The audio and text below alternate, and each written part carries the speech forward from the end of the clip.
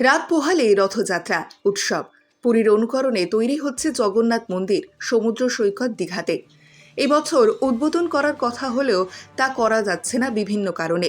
সে কারণে আগামী বছর দীঘার জগন্নাথ মন্দির থেকে রথযাত্রা শুরু হবে। তাই এই বছর শুধুমাত্র দীঘার পুরনো জগন্নাথ মন্দির থেকে রথ টানা হবে দীঘার এলাকা জুড়ে। তাই রথকে ঘিরে তৈরিতে ব্যস্ত শিল্পীরা। শেষ মুহূর্তে তৈরি হয়ে গেছে রথ, শুধুমাত্র টানার অপেক্ষায়। রাজ্যের মুখ্যমন্ত্রী মমতা বন্দ্যোপাধ্যায় চিন্তা ভাবনা করেছিলেন এই বছর দীঘার জগন্নাথ মন্দির উদ্বোধন করবেন, কিন্তু কাজ সম্পূর্ণ না হওয়ায় উদ্বোধন করা যাচ্ছে না। শুধুমাত্র পুরনো জগন্নাথ মন্দির থেকে রথ টানা হবে। তাকে ঘিরে দীঘায় এলাকার সাজো সাজো রথ। একদিকে রবিবার, যেখানটায় শনিবার এবং রবিবার ভিড় হয়ে যায় দীঘার সমুদ্র এলাকায়, সেই কারণে রথযাত্রা রবিবার পড়ায় উপচে পড়বে ভিড় দীঘার এলাকায়। তাই এখন থেকেই তৎপর দীঘার শঙ্করপুর উন্নয়ন পর্ষদ দীঘা।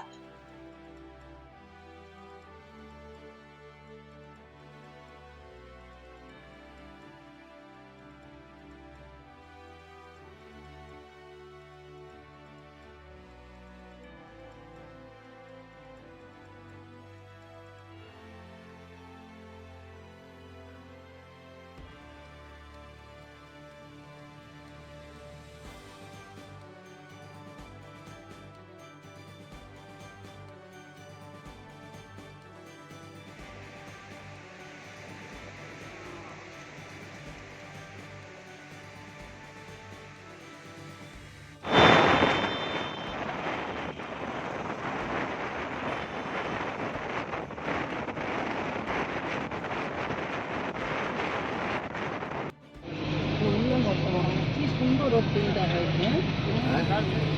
বাইরে থেকে বেশি এসছে সব। খুব সুন্দর লাগছে, কত সুন্দর রথ করেছে।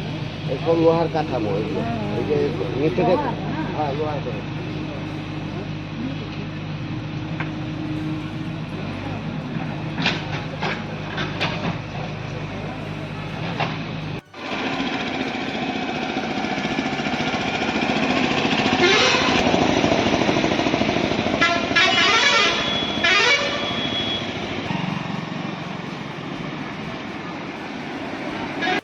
আসবেন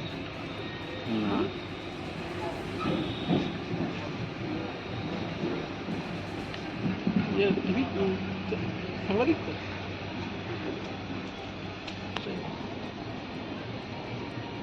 এখান থেকে ট্রেনে কোথায় ছাড়বে? ওই তোমার থানার সামনে মাছি বাড়ি আছে। মাসি বাড়ি আছে। কোথায় মাছি এটা? থানার সামনে, এই যে দীঘার থানার সামনে, এই যে সমুদ্রের ধারে আছে। সমুদ্রের একদম সমুদ্রের ধারে জগন্নাথ মন্দির আছে। মন্দির আছে। আচ্ছা, এটা মন্দির আর এবছর উদ্বোধন হবে বললো। না এবছর করবে না, রথটা চালিয়ে